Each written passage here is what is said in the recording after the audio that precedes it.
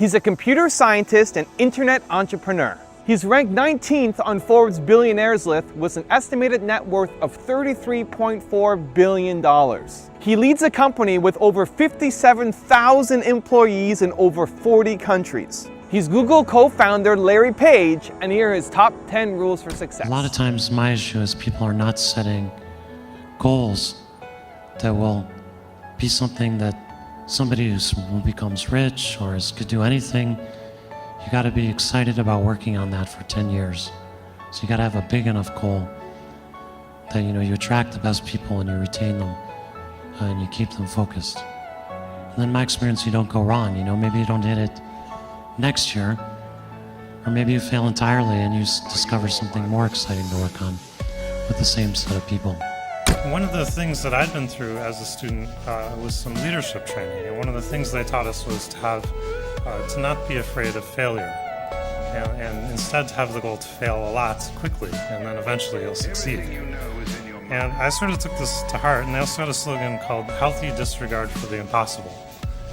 And they actually made you write down sort of the things you would do that were kind of impossible, but you thought you might really accomplish. And that's really stuck with me in everything that I've tried to do. And I think, it was very, very close that we wouldn't have started the company. And I think there are many of you out there in sort of similar situations. Do you want to take a little bit more risk? Do you want to try something out? And, even if you don't succeed, we actually tried many things that didn't work. Google happened to work pretty well, but there are many things that we did that didn't, but we don't worry about those, right? Because we tried many things. So I just encourage you to take a little more risk in life, and I think if you do it often enough, it will really pay off. This is how we keep our innovation running. I think usually as companies get bigger, they find it really hard to have small, innovative projects. And we had this problem too for a while, and we said, we really need a new concept, the Google Ads. That's a small project that we're not quite sure if it's going to work or not, but we hope it will, and if we do enough of them, some of them will really work and turn out, such as news. But then we had a problem, because then we had over 100 projects. And I don't know about all of you, but I have trouble keeping 100 things in my head at once. And we found that if we just wrote all of them down and ordered them, and these are kind of made up, don't really pay attention to them. For example, the Buy Iceland was from a media article. We would never do such a crazy thing, but in any case, we found if we just basically wrote them all down and ordered them, that most people would actually agree what the ordering should be. And this was kind of a surprise to me, but we found that as long as you keep the 100 things in your head, which you did by writing them down, that you could do a pretty good job deciding what to do and where to put your resources. And so that's basically what we've done since we instituted that a few years ago, and I think has really allowed us to be innovative and still stay reasonably well organized. Yeah, I talked a little bit about focusing the company, and I think that I want to talk a little bit about making some big bets. And we always try to concentrate on the long term, what we're doing for the long term. And I think that many of the things we started up that are really big now, like Chrome, were seen as kind of crazy when we launched them. And so how do we decide what to do? How do we decide what's really important to work on? Well, I like to call the toothbrush test. So the toothbrush test is, do you use it as often as you use your toothbrush? And for most people, I guess that's twice a day. Raise your hand. Twice a day? Yeah. Okay, most people. So I think, we really want things like that. And I think things like Gmail, obviously, use much more than twice a day.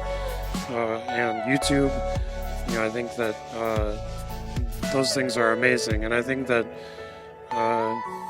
we look at things like YouTube, people thought, you guys are never going to make money with that. You bought it for $1.4 billion.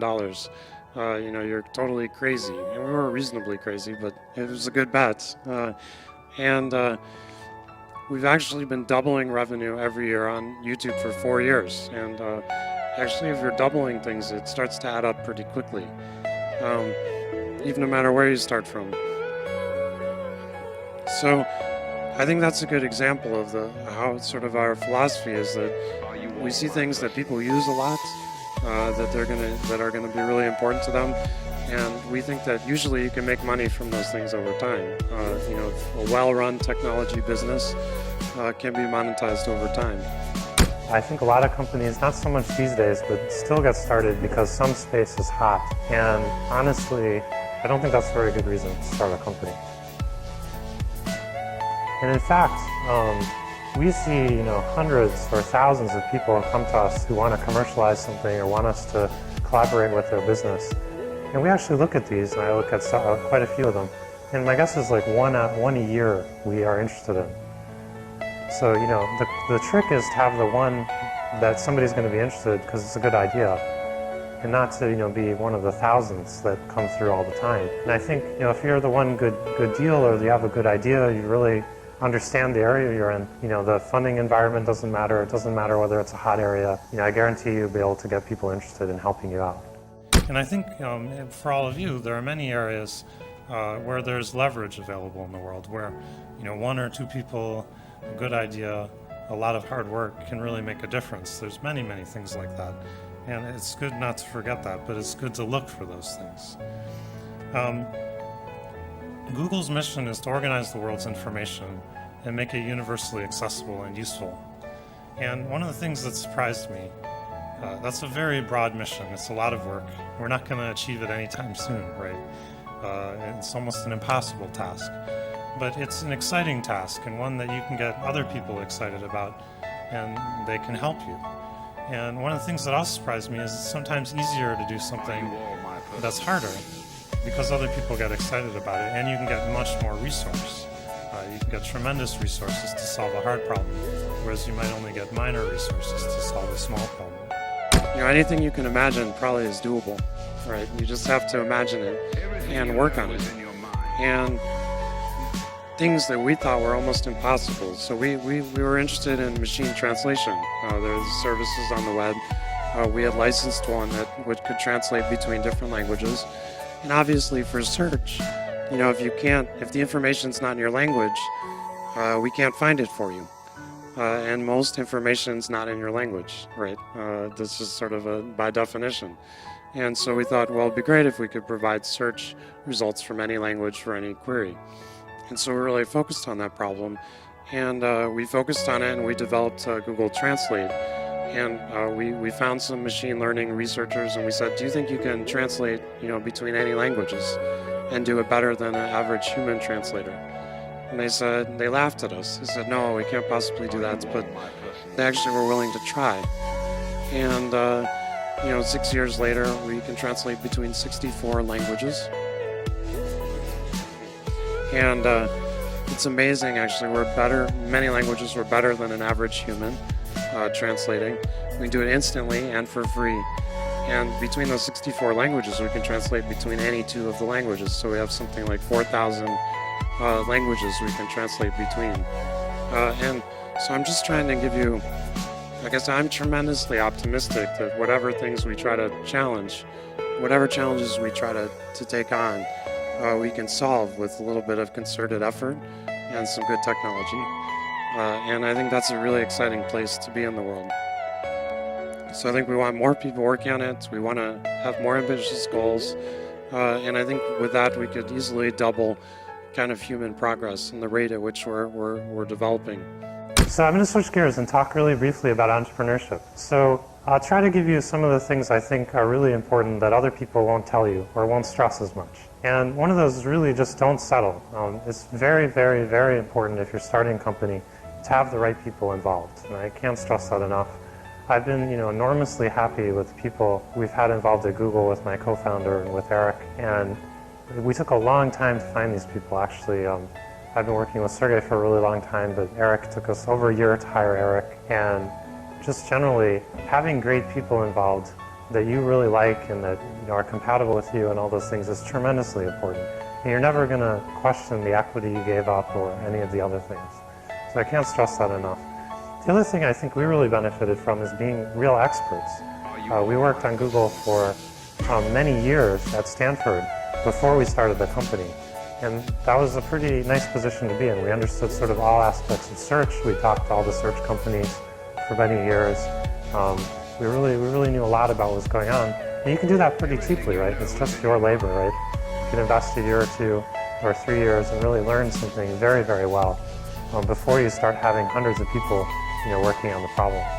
Recently, I reorganized a bit to focus on product areas, and I think in any company as it grows, if the company's not static, which it shouldn't be, as it grows and it changes, you need to reorganize it. And just the question is, are you keeping ahead of that? And looking at our business is pretty complicated. We have all these different products.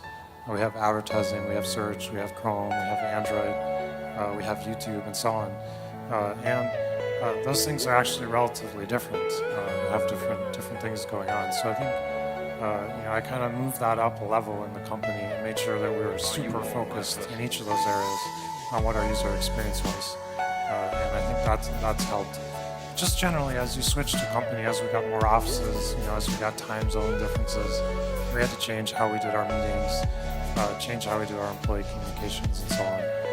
So I just think, in a technology business growing rapidly, you just need to make sure you're changing everything. You're being responsive to that change and changing everything, every year, or else you're just not keeping up with it. I want to talk about dreams for a second. And in my case, literally a dream. When I was in college, I was sure that I'd been admitted by a clerical error, probably a computer error. And because of that, I had an irrational fear I'd be sent home on the bus. And Sergey's here knows this is true. But it turns out, because of that anxiety, I woke up literally with a dream. And it was kind of a strange dream. It went like, I think I could download the entire web onto some old computers that were lying around. And that would probably seem pretty crazy to most people, but I stayed up a couple hours in the middle of the night doing some math, and it seemed actually pretty plausible. Well, assuming you actually didn't keep any of the web pages. You only kept the links. And then, sort of figured out, given all that data, I thought it would take a couple of weeks. And I told my advisor that. And he just sort of laughed at me. And of course, it took him a year or 2. But at the end of that, we had a way to rank web pages. And no thoughts to search at all. And eventually, search entered the picture. And you know the rest. And that became Google. So I'd like to encourage everyone to follow their dreams.